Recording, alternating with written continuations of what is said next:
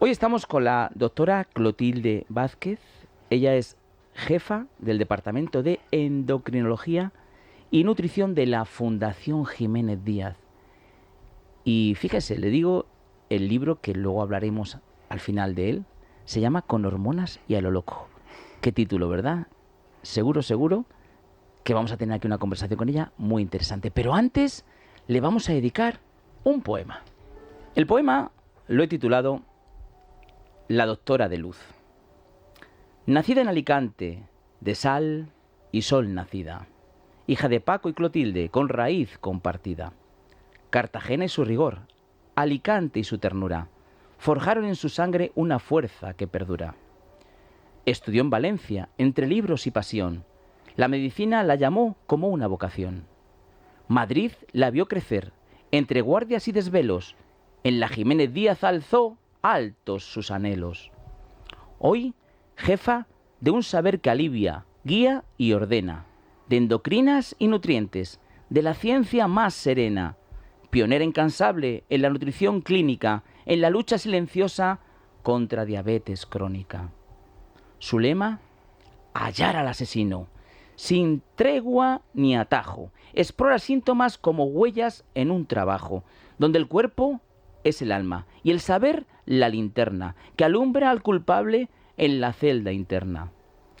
Fama bien ganada en la menopausia silente, en la obesidad que pesa no solo en el vientre. Con mirada aguda y mano compasiva, cura, enseña y escucha, siempre toda ella viva. Eugenio, su amor, filósofo de otra esfera, de Spinoza aprendió a ver la vida entera. Partió a los 57, pero dejó su huella en su pensar profundo y su fe en la estrella. 3 hijos que son faros en la orilla del presente. Pablo y Guillermo enseñan. Clotilde es luz latente, de bata y de escenario. 2 vocaciones al vuelo, como su madre, mujer que se alza contra el duelo. A ti, doctora, maestra del equilibrio sutil, que entiendes el cuerpo como algo más que un perfil, te rendimos este canto como un pequeño tributo a tu ciencia, tu alma y tu camino absoluto. Bienvenida, doctora Clotilde Vázquez. ¿Qué tal estás? Muchísimas gracias. Pues ahora mismo muy emocionada. Bueno. Muy emocionada, muy sorprendida y muy emocionada. Bueno. Pues nada, Clotilde, estamos deseosos de saber cosas de ti. Y primero, Hugo Alonso nos va a decir un poquito tu perfil y tu currículum. Hugo Alonso. Se licenció en Medicina y Cirugía por la Facultad de Medicina de Valencia y al terminar fue a Madrid a seguir formándose. Ahí logró el grado de doctor por la Universidad Autónoma de Madrid y se especializó en endocrinología y nutrición vía MIR en la Fundación Jiménez Díaz. Su siguiente paso profesional fue adentrarse en el mundo de la diabetes, sobre todo diabetes tipo 2 y paralelamente en la obesidad y en la menopausa.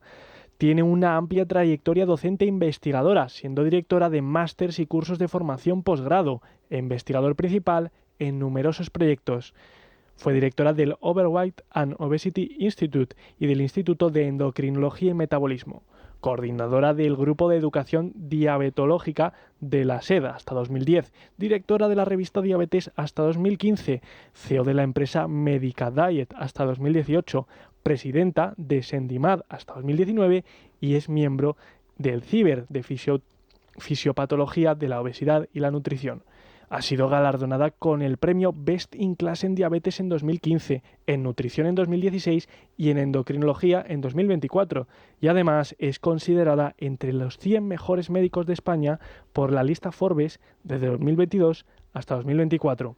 Actualmente es jefe corporativo del Departamento de Endocrinología y Nutrición en el Hospital Fundación Jiménez Díaz y Grupo Quirón Salud. Doctora Clotilde Vázquez, nada más y nada menos. Madre mía, vaya currículum. Es una trayectoria larga. Una trayectoria larga y muy efectiva, la verdad.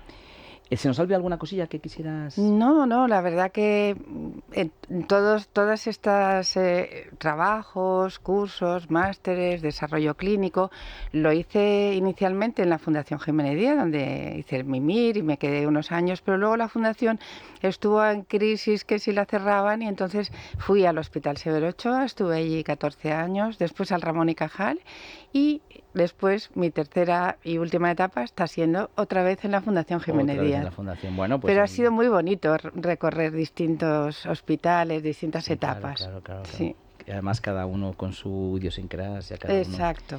Qué bien. Bueno, vamos a empezar. Nosotros nos gusta empezar por el principio. Naces en Alicante. Tus papás, Paco y Clotilde. Clotilde, que bueno, que nace por casualidad en Madrid, pero bueno, que ya se considera siempre de Alicante, ¿no? Y Paco de Cartagena, de Murcia. ¿Qué primeros recuerdos tienes, Clotilde? Pues yo mis primeros recuerdos los vinculo a un pueblo de Alicante, que era donde pasábamos los veranos y que es un pueblo maravilloso, pequeñito. Se llama Tibi, está al lado de Gijón, a Castalla. Es un pueblo donde nos hemos jugado, de buena gente. Un pueblo alto, con un agua muy buena. Y allí, no sé, nosotros, los hermanos, crecimos, pasábamos 4 meses, porque entonces las vacaciones duraban mucho. Lo vinculo eso y a las veces que nos llevaban mi padre al Club Montemar, que existe todavía, a jugar, y al mar, y a la playa. Y la playa, ¿verdad? ¿Cómo marca un pueblo y una playa, verdad? Sí. Un niño, ¿verdad? Y bueno, también tengo tantos recuerdos porque mi madre es de generaciones alicantina, de hecho mi tatarabuelo fue presidente de la Diputación y era, bueno, Alicante estaba lleno de parientes, de conocidos, de buena gente, y mi padre, aunque fuera de Cartagena, realmente en Alicante fue donde se desarrolló y llegó a ser pues director del entonces Instituto Nacional de Previsión, que luego fue el INSALUD, y era tan conocido, tan querido, don Paco. Y bueno, pues es que mi infancia es muy amable, a pesar de que eran años en que no sobraba nada, más bien íbamos todos escasos, ¿no? de medios, de dinero, pero tan amable, tan bonita. ¿Cuántos hermanos, Clotilde? Éramos 5. Y dos fallecieron, una muy pequeñita y el otro pues de 50 años, y quedamos 3, una en Alicante, otro en Valencia y yo en Madrid. Bueno, pues una infancia súper feliz. Súper feliz. ¿En esa infancia ya había algo de medicina por ahí que surgía por alguna circunstancia? Pues, a lo mejor animales o algo, no lo sé. Pues yo tenía vocación de hacer algo que tuviera que ver con la gente, eso lo tenía clarísimo. Y no me gustaban mucho las letras, aunque, bueno, aficionada a la historia, a la lectura y a la filosofía, pero como aficionada. Y pensé en un principio en biología. Entonces en Alicante se empezó el CEU de Alicante, que era un colegio universitario vinculado a la Universidad de Valencia, y solamente pues se estableció la carrera de filosofía y la de químicas. Entonces el primero de ciencias pues era común, lo hice allí, mi padre me dijo no podemos, tu hermano ya está estudiando fuera, no puede ser que te vayas, y yo hice mi primer año de ciencias y segundo de químicas, pero ya la química era demasiado para mí, yo no lo acababa de entender, yo quería, además yo me veía en un laboratorio y yo decía no, sí, yo quiero estar con la gente, y entonces fue cuando se me encendió la luz de la medicina. Y bueno, pues con bastante coste porque la situación familiar era difícil, pero yo dije, aunque me tenga que poner a trabajar, me voy a Valencia. Y la verdad es que nunca me he arrepentido de esa ruptura, porque claro, perdí, entre comillas, 2 años, porque para mí la medicina ha sido un eje de mi vida, o sea, realmente con todas sus dificultades, pero yo me he sido muy feliz porque he estado donde yo quería estar. ¿Y alguno en la familia? ¿O no? Pues mi hija. No, sí. Anteriormente, pues mi bisabuelo Pedro Cabello fue médico en el hospital el que ahora es el Museo Reina Sofía. Y nada más. No, hubo un salto ahí que no. Así que luego ya pues un primo mío también, sobrinas, tal, mi hija, pero sí yo fui la primera después de un sí, salto, sí, sí, después sí. de un Después de un salto que periodo. no, entiendo que no lo conociste a tu bisnieto. No, Claro. no lo conocí. Ese querer ayudar a los demás, esa vocación que digamos que la podemos describir así. Te hago esta pregunta porque a lo mejor tú ves ahora nuevos estudiantes, nuevos residentes, etcétera. ¿Crees que se sigue manteniendo? Bueno, ¿O cómo lo ves con esto de las notas de las matemáticas? creo que la selección, como es única y exclusivamente por calificación, evidentemente llegan a la medicina gente muy inteligente, muy lista, pero no necesariamente el factor vocación no se mide, ¿no? Entonces, pues bueno, hay de todo y hay personas que entienden la medicina, pues bueno, como una profesión de prestigio, interesante desde el punto de vista científico, porque no, qué duda cabe que todo el desarrollo científico de la medicina es maravilloso y vamos, abrumadoramente maravilloso. Pero a veces no llegan con esa vocación que quizás estaba más garantizada antes, donde no había tanta selección exclusivamente por el factor académico, ¿no? No digo yo que antes todo el mundo tuviera vocación, que tampoco quiero pensar que todo el pasado fue siempre bueno, también había gente bueno que lo hacía por el prestigio y tal.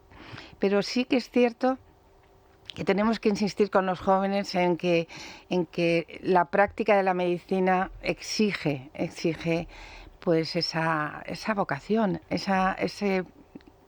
que te guste mirar a los ojos del otro, que te guste entender al otro, no solo como una ONG o por filantropía, no, porque es que ahí está muchas veces las claves de tu diagnóstico, ahí están las claves de dar con el asesino que decíamos, ¿no?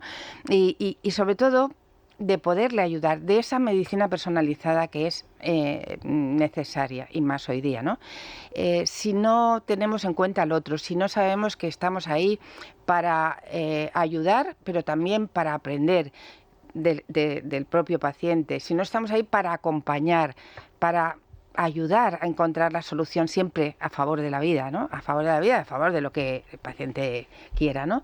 Si no, la medicina pues a veces no es de tan buena calidad. Fíjate que te doy un dato para que veas que eso que estás comentando tiene su base. Ayer hablando con el doctor Martínez Caballero, que es jefe de ortopedia y bueno, el Niño Jesús, y su hija está en la Autónoma, está terminando, y dice, va a elegir ahora el MIR, ¿no? Ya se ha terminado dermatología y oftalmología. Y dice todo el mundo, bueno, es que a todo el mundo le encantan, son las carreras que más dinero se gana. Entonces, algo tiene que haber de todo esto que hemos hecho mal, ¿verdad? Sí, o sea, probablemente, bueno, creo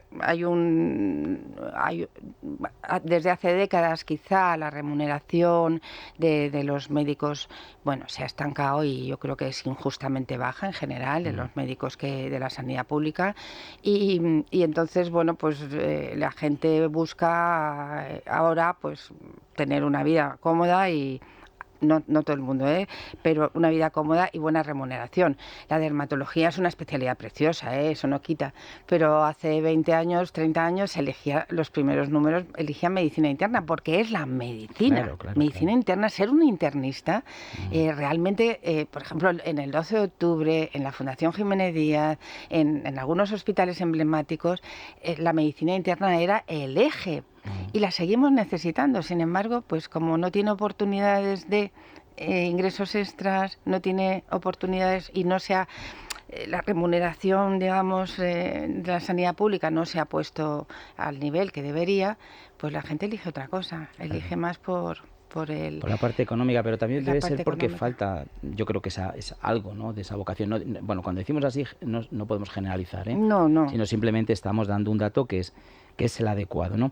Bueno, pues estudias medicina, te vas a Valencia, hemos estado 2 años haciendo químicas, ¿no? O Químicas. Yo hice químicas, ¿eh? ¿Ah, sí? Sí, fíjate dónde he acabado. O sea que lo que pasa es que a mí me apasionaba la química orgánica. Entonces yo la química se me daba muy bien y bueno, luego la vida te lleva por otros derroteros, pero no me arrepiento en absoluto porque esa mente científica, esa mente, pues no es lo mismo la mente de letras, que no es mejor ni peor, o las humanidades, que la científica. Cada uno tenemos una mente muy diferente. Entonces te vas a Valencia, estudias medicina. Tienes que decidir una especialidad. Aquí ya ahí no había tanto problema por decidir, ¿no? Entiendo yo. En tu época. No había tanto problema, no. Oye, a ti, Clotilde, no lo sé, ¿a ti te tocó la época de que se paró la universidad un año? No. ¿Sí? Sí, me tocó. Sí, te tocó, sí, me tocó. Y de hecho estuve un año, porque yo pensé, voy a ver en Madrid, porque siempre me ha gustado, y luego he salido fuera de España, porque siempre he pensado, a ver, ¿qué más puedo aprender? A ver, ¿qué dicen por aquí? A ver, esa sensación de yo quiero ver más cosas, quiero aprender más. Llegué a Madrid y no salieron hasta 6 meses después el examen MIR, y entonces, bueno, pues estuve trabajando así en pequeñas clínicas y ganándome la vida en Fuenlabrada. Iba a una clínica, en fin, porque, bueno, y estaba de asistente o, bueno, de asistente voluntaria para aprender con el doctor Espinós en el clínico, que, bueno, lo conocían mis padres y tal, entonces, bueno, pues aprendía por un lado y me ganaba la vida. ¿Y la endocrinología? Pues fue cuando hice el MIR, el primer año lo hice en Salamanca, a Madrid no me dio, y allí había un endocrino, Flora, no me acuerdo ahora el apellido. Bueno, es igual, en mi R4, había una R4 de endocrino que era tan maravillosa profesional, desprendía tal vocación, tal conocimiento científico, Flora de Pablos.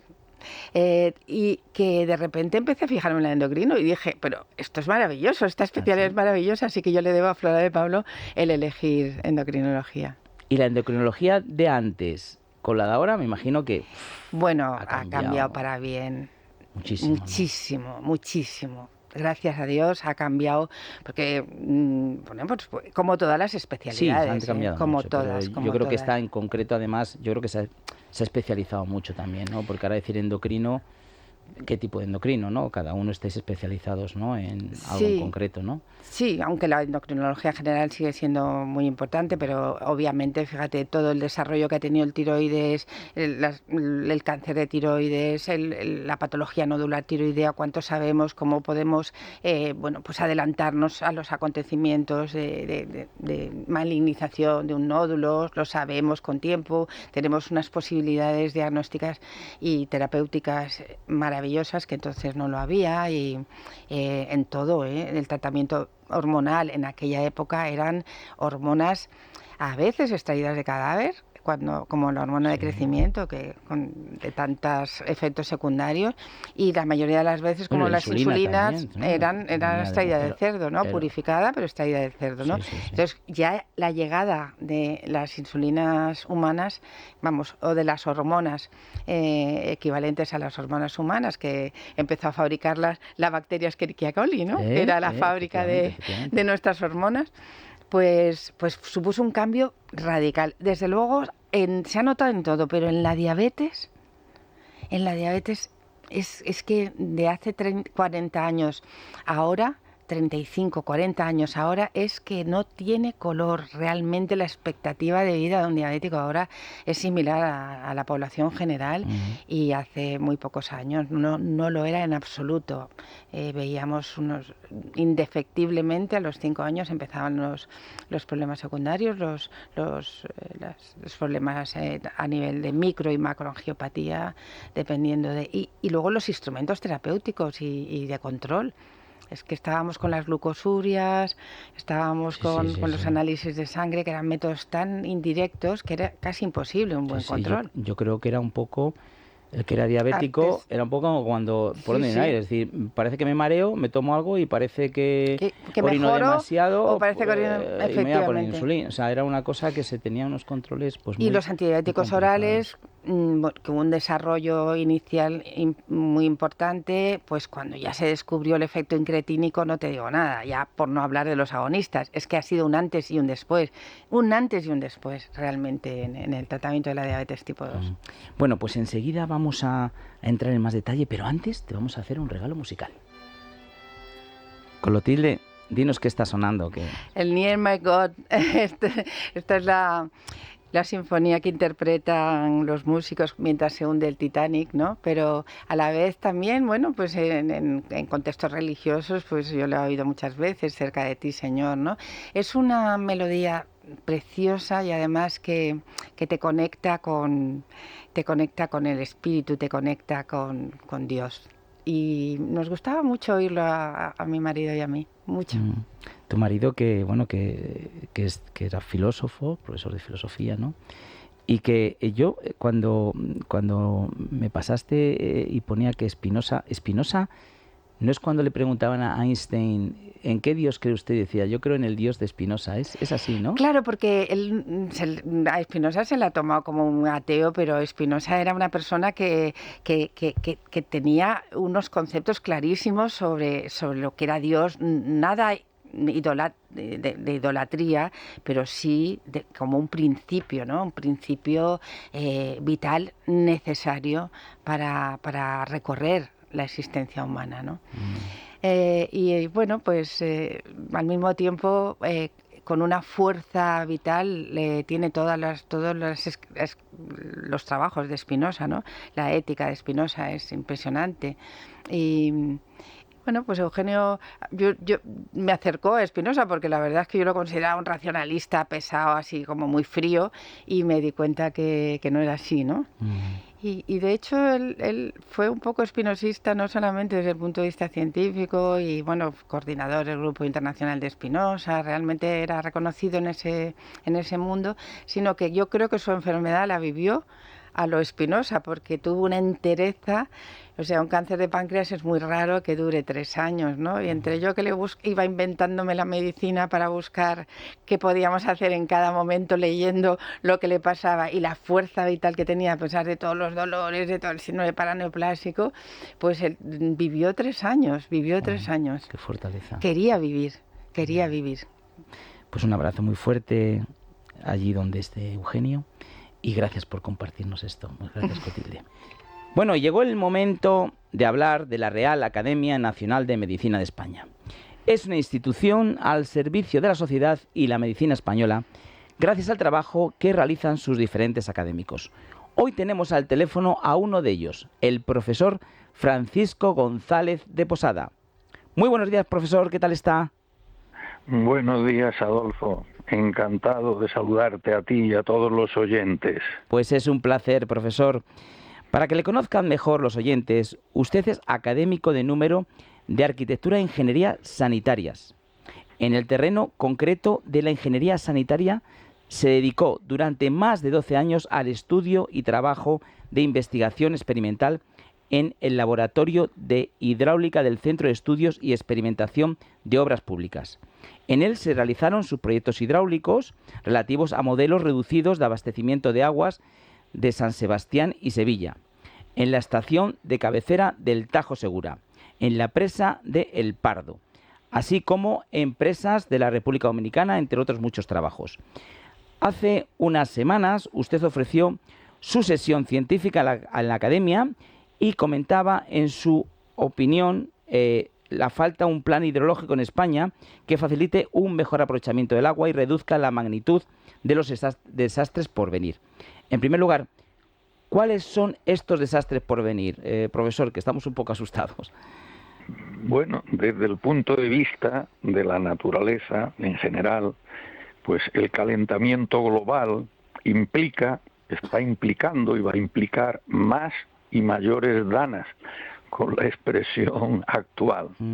Esto significa que hay dos temas capitales. Uno, el de la escasez de agua en general para el planeta, que está suponiendo ya y supondrá en el futuro mayor emigración que la actual. Y por otra parte, la poca calidad del agua, que está suponiendo ya en muchos lugares un crecimiento de las enfermedades. Y en el plano, digamos, ya global, pues la previsión, ya anunciada en diferentes lugares por expertos y por pensadores, que la guerra del agua o la guerra por el agua es una guerra también por venir si no estamos ya en ella, ¿no? ¿Y cuáles serían, por tanto, esas claves de ese plan hidrológico que usted diseñaría, profesor?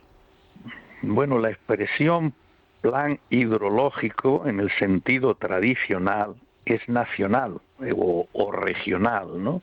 Eso significa o significaría aprovechar todo el potencial disponible de agua, no solo en cuanto a la cantidad de agua, sino también a la altura a la que se puede disponer de ella para ser útil también desde el punto de vista energético. Y tiene, o ha venido teniendo, una distribución geográfica, pues decimos así, del agua. Y entonces se nos plantearían dos cuestiones ante el problema del agua. Bien, desplazar el agua hacia donde están las poblaciones, clásicos trasvases, que habría que unir a la desalación ya posible hoy de bastante calidad, o bien desplazar a las poblaciones, que es lo que está sucediendo con las migraciones en busca de agua, ¿no? En consecuencia, sería aprovechar todo el potencial disponible y con una adecuada aproximación a la distribución geográfica de las personas. Esto significaría un incremento de la responsabilidad de científicos e ingenieros y, en detrimento o reduciendo la actual responsabilidad que está recayendo en los políticos, es decir, en los no sabios. ¿Y qué otras soluciones deberíamos tener en cuenta los ciudadanos de a pie, profesor, para el problema de la escasez y esta desigualdad planetaria del agua? Bueno, aparte de las cuestiones que podemos llamar de conducta solidaria, de comportamientos más o menos cívicos en el aprovechamiento o en la utilización del agua, creo que lo más importante, sin ninguna duda, como he expuesto en distintas conferencias, es exigir la sustitución de los políticos separándolo de la política del agua. Cuando se habla de políticos, en este sentido, vamos a decir, intelectual o cultural, estamos refiriéndonos tanto al gobierno, a los gobiernos y a los partidos, ¿no? De manera concreta, los hospitales, por ejemplo, por hablar de la Academia de Medicina, deben estar todos dirigidos por médicos. Las confederaciones hidrográficas dirigidas por ingenieros y científicos. Los puertos por ingenieros. Y nos encontramos que lo mismo hospitales, confederaciones hidrográficas que puertos, por poner unos ejemplos que están todos relacionados con el tema del agua en cuanto cuantía y en cuanto calidad, pues no están en manos de quienes deberían ser los responsables de ello. Luego no tiene que extrañarnos pues el tamaño y las consecuencias de la Dana en Valencia o del apagón reciente, etcétera, etcétera, ¿no? Pues muy interesante, profesor. Desde luego son medidas que deberíamos todos de llevar a cabo. Antes de acabar la entrevista, no quería dejar de mencionar su récord mundial. Usted ha realizado 9 doctorados y está ya preparando el número 10. ¿Cuáles son los motivos que le lleva a estudiar tantos doctorados, profesor? ¿Y qué disciplinas ha estudiado? Bueno, yo creo que podríamos decir que el motivo es con expresiones clásicas, el mantenimiento de las potencias del alma, eso que desde San Agustín y en toda la tradición escolástica y reciente, pues se venía llamando memoria, inteligencia y voluntad, ¿no? Son 3 potencias, ¿no?, en el sentido clásico, que son las que debemos cultivar y que yo he considerado que son capitales, ¿no? Un continuo proceso de memorización o de incremento de aquello que radica en la memoria, un intento de que la inteligencia funcione y una firme voluntad de que lo uno y lo otro también vayan por esta línea en la que estamos, ¿no? Con respecto al otro aspecto de la pregunta, pues yo creo que esto significa el poder disponer de lo que llamaríamos una multivisión de los problemas fundamentales que afectan al ser humano, que nos afectan tanto en el ámbito político, social, religioso, en fin, la conjunción de saberes, si queremos decirlo de esta manera, de ciencia, de ingeniería, de filosofía, de historia, sociología, etcétera, creo que es fundamental, por lo menos en los aspectos capitales de cada una de estas disciplinas, para enfrentarse precisamente con los problemas más importantes que se nos puedan ir presentando, ¿no? Pues enhorabuena, profesor. Los 9 doctorados muestran su compromiso con el aprendizaje y la investigación. ¿Qué recomendación, ya como última pregunta, daría a todos aquellos que están realizando un doctorado cuando a veces les puede la frustración, tienen miedo a no poder lograrlo? ¿Qué consejo les daría? Pues también en sentido clásico me atrevería a decir que lo primero es que tengan fe en lo que están haciendo y en lo que quieren hacer. Lo segundo sería el que se atiborren, y no es poco, de paciencia, porque a las dificultades inherentes al intento de aportar alguna novedad a alguna de las disciplinas científicas o de humanidades, pues hace falta tener ciertamente paciencia. Y tercero, tener esperanza en el resultado final, que es lo que ciertamente cambiará la actitud de uno, ¿no? Y finalmente, quizá lo más importante en la tesitura actual de tantos cambios de la programación de los doctorados es suerte, suerte con el director que lo haya acogido, el programa al que pertenezca la tesis doctoral y luego la universidad en la escuela de doctorado en la que esté, ¿no? Suerte con el director, suerte con el programa y suerte con la escuela de doctorado, porque la burocracia en el sentido administración española sigue creciendo y sigue empeorando, lo que ya es difícil. Era tradicionalmente en la historia de España, la burocracia, el vuelva usted mañana o como queramos llamarlo, cada vez es más difícil. Los momentos actuales, ciertamente, enormemente complicados para el doctorado, ¿no? Pues ha sido un placer, de verdad, profesor Francisco González de Posada, hablar con usted y le mandamos desde aquí un abrazo muy grande. Los médicos nos salvan la vida. Siempre actúan por nuestro bien. Y por eso ellos también necesitan un apoyo. Para eso está Uniteco, que se encarga de los temas legales y administrativos, que son más complicados para un médico. Y así pueda desarrollar su profesión como él sabe. Bueno, pues Uniteco siempre ha estado aquí desde el principio con nosotros, apoyando a los médicos. Esta canción, Salvador de Almas, lo dice todo porque es un homenaje, pues como hacemos aquí, a nuestros doctores. Muchas gracias, Uniteco. Bueno, y vamos a saludar a nuestro gran amigo José Cano, que es considerado como uno de los mejores entrenadores personales de España, considerado el entrenador de los famosos. Como atleta ha sido campeón del mundo y Mister Universo de Bodybuilding. ¿Qué tal, José? ¿Cómo estás? Hola, buenos días, ¿qué tal? Pues nosotros encantados aquí de que nos cuentes alguna cosilla, porque esto del entrenador personal, etcétera. A ver, te voy a hacer 3 preguntas, José. ¿Cuáles serían las 3 claves fundamentales para engancharme al deporte? Que hay gente que dice, bueno, ¿y cómo yo me engancho al deporte? ¿Qué 3 claves nos das tú? Ay, la gran piedra filosofal de cómo conseguir el que la gente al final forme parte de su vida como una filosofía de vida, el deporte, igual que comer o dormir. Sería ideal porque automáticamente bajarían sin ninguna duda muchas pacientes de la Seguridad Social con infinidad de enfermedades que podrían, evidentemente, determinado a lo largo de toda una vida. Las fundamentales pues son evidentemente tener la gran suerte de estar en un buen sitio, es decir, conseguir no ir a un low cost que rápidamente la gente se pierde porque no tienen asesoramiento ninguno, y si pudieran, pues lógicamente con un entrenador personal conseguirían muchísimos más resultados en muchísimo menos tiempo y con la información necesaria para hacerlo correctamente. Luego, evidentemente, hay una combinación ahí, como puede ser la alimentación, que sería otro de los grandes pilares de esto, y es saber comer. Y el saber comer no significa ni pasar hambre, ni dejar de comer ciertos alimentos que parecen que están incluso prohibidos. Todo en su medida y todo con un equilibrio y un balance determinado a lo largo del tiempo y a lo largo del día.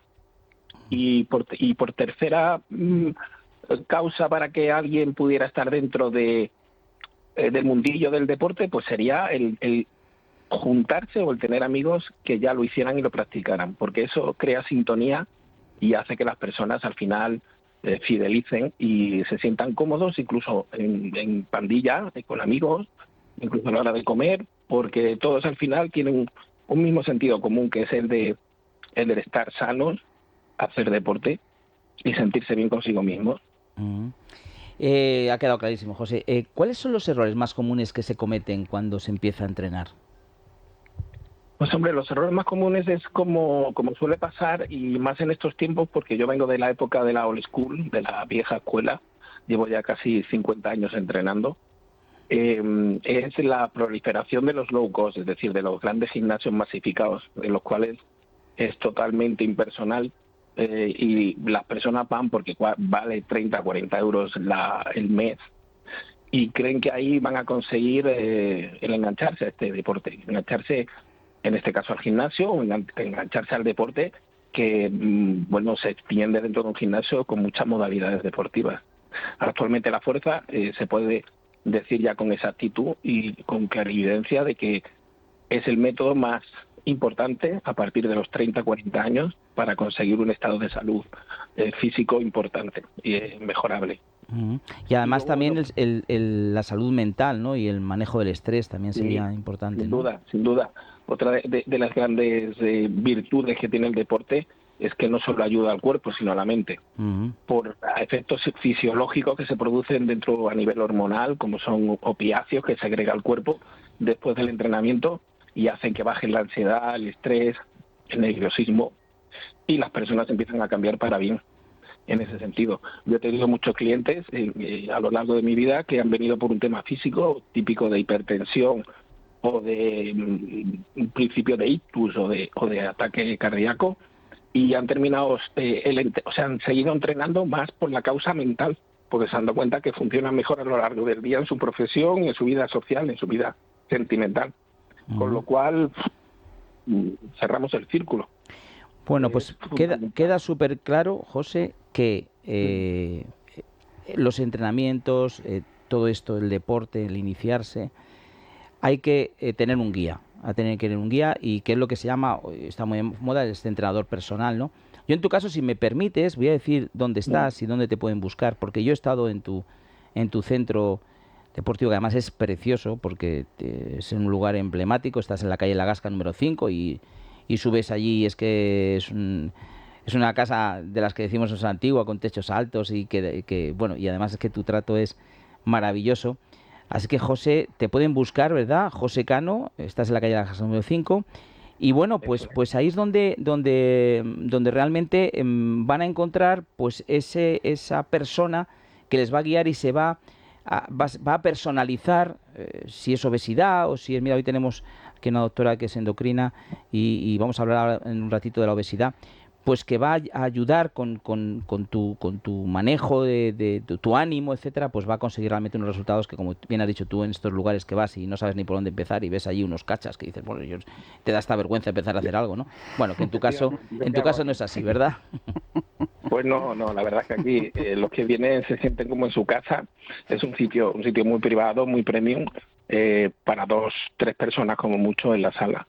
Y entonces, como se sienten muy identificados porque hacemos conjuntos, hacemos pandilla, la verdad es que la motivación y la ilusión por mejorar se incrementa día a día cada vez que van viniendo. Y sobre todo porque ven una mejoría clara y fundamental a lo que hemos hablado, una información clara y contundente de lo que es el entrenamiento, la fisiología, lo que es la biomecánica, la nutrición. Oye, José, una pregunta, ¿la edad importa?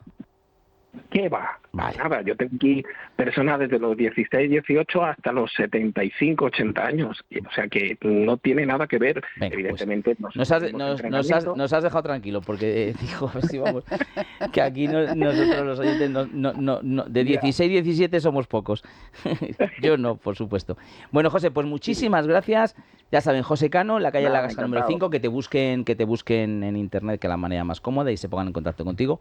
Se lo recomendamos de aquí. Ya saben que lo que aquí recomendamos siempre es bueno. Un abrazo, José. Muchas gracias. Muchísimas gracias. Bueno, pues ahora ya sí, seguimos con la doctora Clotilde Vázquez Martínez. No se ha ido, no se preocupen, que está aquí con nosotros, que nos tiene muchas cosas que contar. Mira, para que no se nos vaya escapando cosas, aquí hay un libro que ha escrito ella, que ya estás en la 7ª edición. Sí. 7ª edición, así que, bueno, Con hormonas y a lo loco. Está escrito por la doctora Clotilde Vázquez. La editorial es Vergara. La editorial. Bueno, Penguin es Vergara, pero dentro del grupo Penguin Random House. Ok, pues eso ya no lo pronuncio yo. Pero bueno, ustedes busquen el libro Con hormonas y a lo loco, de la doctora Clotilde Vázquez. Vamos a esta parte. Menopausia. Sé que es un momento complicado de la vida de una mujer.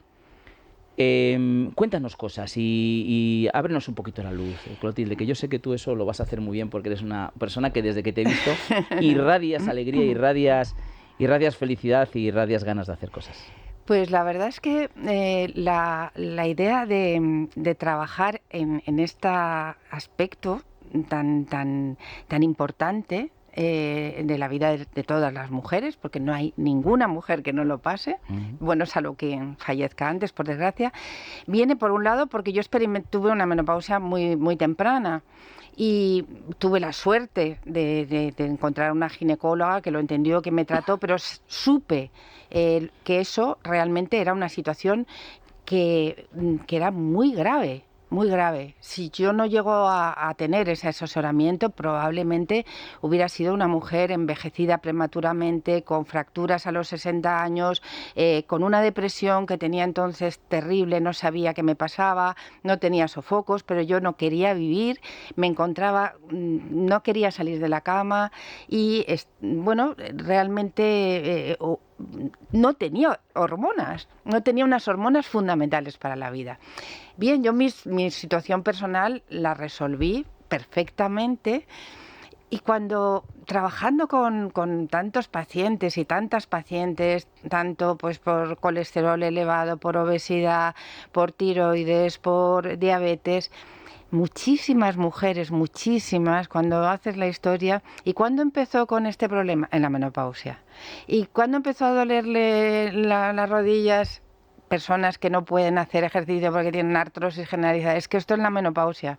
La hipertensión en la menopausia. La diabetes tipo 2 en la menopausia. La ganancia de peso en la menopausia. Bueno, la menopausia es un factor de riesgo de enfermedad en la mujer tremendo y además a veces muy brusco. Y consideré que como endocrina esto es una enfermedad hormonal. Esto es un problema hormonal, no llamémosle enfermedad, y que tenía que, bueno, pues poner un poco de luz, porque sí que es verdad que los ginecólogos siempre se han ocupado y bueno, pues y sobre todo a partir de la menopausia pues hacen todos los controles de mamografías para evitar el cáncer de mama, que entonces y todavía persiste hoy el miedo a suplir las hormonas ováricas es porque da cáncer. Y eso viene de una publicación, de un estudio de muchísimas mujeres, un estudio británico, mal diseñado, mal hecho, pero que los resultados parciales tuvieron una exposición mediática brutal que dura hasta hoy día, de manera que una persona en general le dices, oye, pues podías tomar hormonas o podías... No, que da cáncer. Cuando, bueno, posteriormente, las décadas posteriores, ha habido un reanálisis de aquel estudio y desde luego muy lejos de esa realidad, excepto para personas muy mayores, mujeres muy mayores, tratadas con grandes dosis y que llevaban mucho tiempo sin recibir hormonas, ¿no? Entonces se entiende que un organismo que no ha recibido estrógenos durante 10, 15 años y de repente le plantas una cantidad enorme de estrógenos cuando ya no tiene receptores en el organismo más que en la mama, pues naturalmente vas a posiblemente inducir un poquito más de cáncer de mama. Pero el resto de las mujeres lo que ocurre es que una glándula que sirve desde luego para la fertilidad, porque sin estrógenos no madura el ovocito.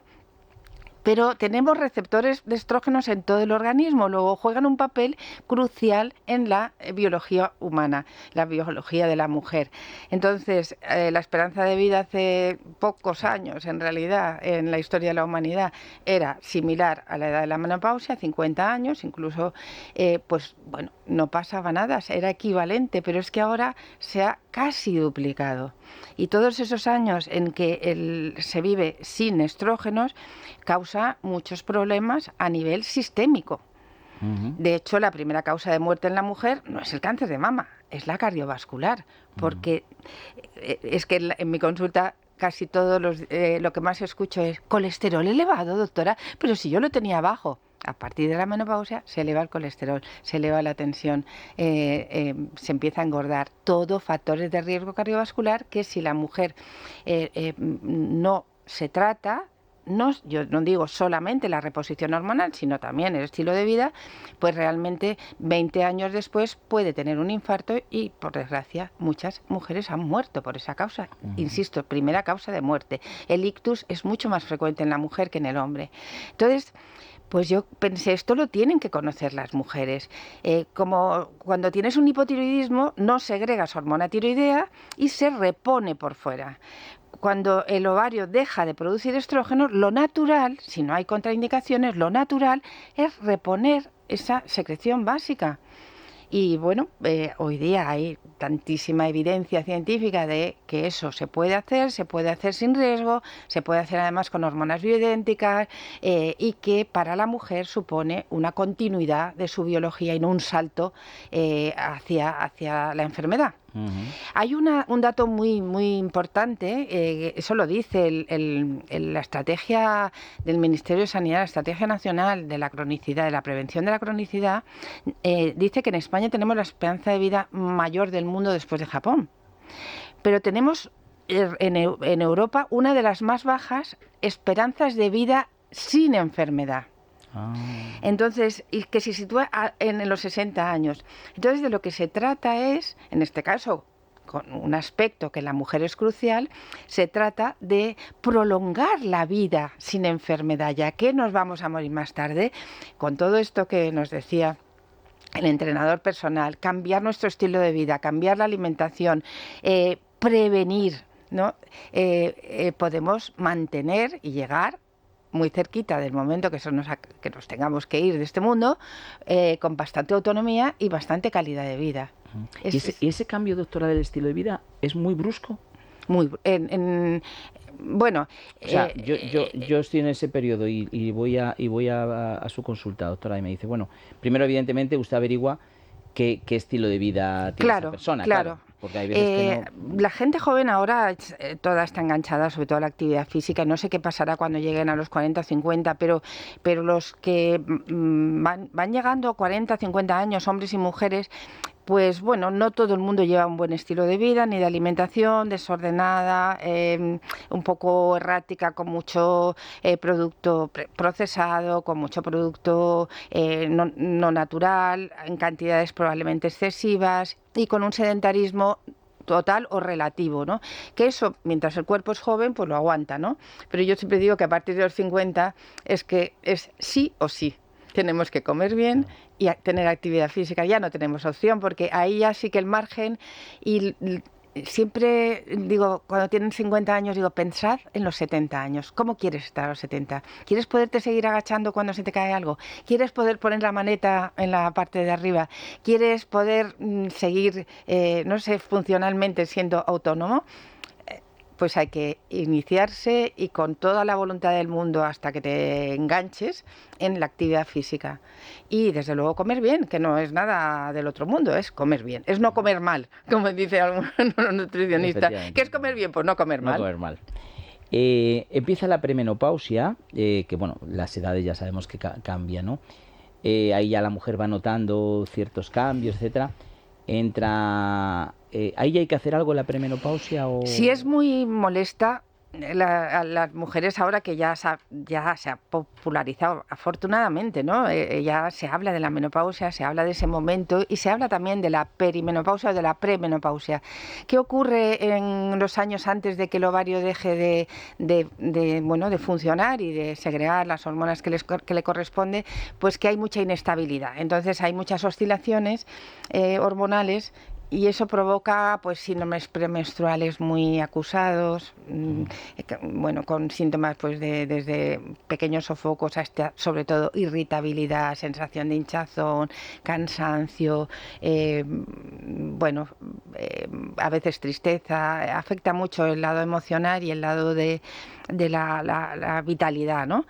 Y si eso es muy acusado, pues a veces sí es aconsejable, estudiar cada persona, y es aconsejable a lo mejor tomar alguna medida para estabilizar los niveles hormonales y hacer una transición pues más suave. En otras mujeres esto simplemente con saberlo y tomar ciertas medidas y conocerse a una misma y tal, pues se pasa bien, ¿no? Doctora, ¿y la menopausia se termina en algún momento o ya es para toda la vida? La menopausia es para toda la vida. Entonces yo creo que lo que pasa es que los síntomas agudos de ese fallo que a veces es de un mes para otro, o sea, de repente de tener 300 microgramos decilitro de estradiol en sangre a tener 0, porque menos de 15 o menos del valor que da cada laboratorio de referencia como detectable, pues puede ser 0. Dan unos síntomas muy agudos, sofocos, insomnio, cansancio, cefaleas, sequedad de piel, sequedad de mucosas, y empezar a ganar peso, empezar a subir la tensión, subir el colesterol, pero sobre todo la calidad de vida se ve muy, muy, muy mermada por el sueño y por los sofocos, ¿no? Eso sí se atenúa. Pero lo que no se atenúa es, si no tenemos estrógenos, seguimos sin tener estrógenos. Por eso yo creo que lo razonable, y hoy día cada día se aproximan más los estudios de seguridad a largo plazo, es reemplazar esa secreción de manera prudente a lo largo de muchos años. Pues llegado este momento, que ya casi estamos terminando, doctora, ha sido súper interesante lo que nos ha contado, este libro con hormonas y a lo loco. Le vamos a hacer un regalo, en este caso culinario. La doctora podrá disfrutar del auténtico sabor de Galicia en el corazón de Madrid. Montes de Galicia te brinda una experiencia gastronómica única donde la tradición y la vanguardia se encuentran en cada plato. Mariscos frescos, carnes de altísima calidad y postres irresistibles, todo acompañado de la mejor selección de vinos y un trato exquisito. Pues ya sabe, doctora, esto es así, ¿eh? Que algún momento dice, bien. pero era una broma porque... No, que Montes de Galicia te regala para que vayas con un acompañante a comer, a cenar. Es un sitio maravilloso, está en la calle Azcona, número 46. ¡Qué maravilla! Comida con producto gallego, pero bueno. Gallego, bueno. Y luego además ellos le dan ese toque, esa manera de cocinarlo, el trato. Allí tenemos a Daniel Espasandín, que es el director, su padre, José Espasandín, y que han hecho algo realmente maravilloso. Así que ya sabes que tienes en Montes de Galicia. Bueno, muchísimas gracias. Me habéis hecho muchísimos regalos, Hombre. Has empezado con ese poema que realmente me ha traspasado el corazón, me ha emocionado muchísimo. Y el regalo del académico, del profesor González de Posada, ¿no? Sí, me parece sí. Que unas palabras de un sabio y luego, pues el entrenador personal, vuestra presencia, me siento privilegiada. Muy bien, pues vamos a hacer una recomendación que además, voy a hacer yo de dos productos que tenemos, porque hoy íbamos a hacer un otro, pero voy a juntarlo. Por un lado, fíjate, tenemos un producto que aquí vino un reumatólogo, José de la Mata, y otro, Luis Fernando Villa, dos reumatólogos que me dijeron, Adolfo, tienes que dar a conocer este producto. Son unos guantes que son para la artrosis. La artrosis no se puede curar, pero es el dolor, ese movimiento, pues lo podemos mejorar. Son unos guantes que los inventó una persona que tenía artrosis, es inventor, y dijo, es que si tengo que hacer todo lo que me dices, es imposible. Entonces, unos guantes que tienen ondas pulsantes, que van muy bien para la irrigación de lo que es el cartílago. Luego tiene masaje, vibración, calor. Antes te colocas un primer guante que sustituye a la parafina, que es un producto totalmente natural, analgésico y antiinflamatorio. Son unos guantes que te los colocas en casa tranquilamente 20 minutos por la mañana cuando te levantas, oye, y sientes las manos mucho mejor, ese dolor, a veces que levantar la persiana, abrir un bote que te duele, pues mejoran mucho. No lo vamos a curar, pero vamos a conseguir evidentemente que mejore. Y luego, por otro lado, un producto que hemos sacado últimamente, que además le comentaba antes a la doctora, y en su caso, para ese diabetes tipo 2, no nos hemos podido meter mucho en el tema de la diabetes porque queríamos hablar más con ella de este tema de la menopausia, que creo que afecta a muchísima gente, aunque también la diabetes, pero la diabetes tipo 2, una diabetes que es la persona se hace resistente a la insulina, no es el tipo 1 que necesita esa insulina del inicio por otro problema. Tipo 2, bueno, pues a veces lo sabemos, no lo sabemos que lo somos, pero lo que sí tenemos que tener importantísimo primero es saberlo, saber el control, tener el control de la glucosa. Una glucosa bien controlada, no va a haber problema. No hay problema. El problema es si no la controlamos. Empezamos con esas arterias finitas que se empiezan a calcificar, que se endurecen, el riñón, la vista, el corazón, el cerebro, o sea, todo va afectándose. Por eso controlémosla. Con el glucómetro de Protege tu Vida, sin pinchazos, ahí está, sin pinchazos, sin dolor, para que no sea una angustia tenernos que medir la glucosa, sino que nos pongamos en el dedo, que lo veamos en una aplicación. Además, fíjate, si la persona es mayor, la aplicación la puede tener el hijo y ver que su mamá se lo ha puesto y ver cómo está de glucosa y ver en los momentos claves, después de comer, cuando nos levantamos por la mañana, antes de comer, a lo mejor si hemos hecho ejercicio, ver cómo estamos. Es como el control de la tensión, que hoy todo el día no lo contamos, pues que nos controlemos la glucosa, que además a los doctores como la doctora Clotilde Vázquez le va muy bien esos tipos de control porque ve exactamente dónde la persona, pues a lo mejor está... No, me encanta porque es fundamental, como tú dices, la información nos hace libres. Claro. Entonces, esas glucosas en ayunas normales, que luego, pues eso, la hemoglobina glicada, que es el control global, es alta, pues hay que buscar en qué momentos del día. Y eso, claro, si es a base de pinchazos, pues sobre todo es muy difícil mantenerlo esto todos los días. Sí. Y entonces realmente es una gran cosa, ¿eh? Como lo han sido los parches, ¿no? Sí, ha sido un cambio en la calidad de vida de los diabéticos impresionante. Sí. Pues bueno, que quieren más información, les voy a dar un teléfono. Ya saben que los oyentes de radio vais a tener un trato muy especial, para que económicamente os vaya mucho mejor, que tengáis ese descuento, pero de veras, tanto los guantes como la glucosa, os voy a dar un teléfono para que podáis llamar, 973 01 01, lo repito, 973 01 01. Y así que estamos llegando al final, doctora Clotilde Vázquez. Me costó traerte, sé que ha sido de los doctores que más me ha costado, porque yo sé que está muy liada, pero lo conseguí. Yo quiero traer una endocrina como la doctora, que me la habían recomendado evidentemente por profesionales como tú. ¿Qué tal te has sentido, Clotilde? Pues está en la gloria, la verdad, está en la gloria porque creáis un clima maravilloso y bueno, pues... Es un privilegio. Pues no te digo nosotros cómo hemos estado, nosotros y los oyentes. Pues nada, muchísimas gracias a la doctora Clotilde Vázquez, ya saben, Con hormonas y al loco, su libro. Y nada, a todos ustedes, pues muchísimas gracias por estar ahí un domingo más, y desde aquí de Historia de Nuestros Médicos le mandamos un gran abrazo y un beso. Gracias.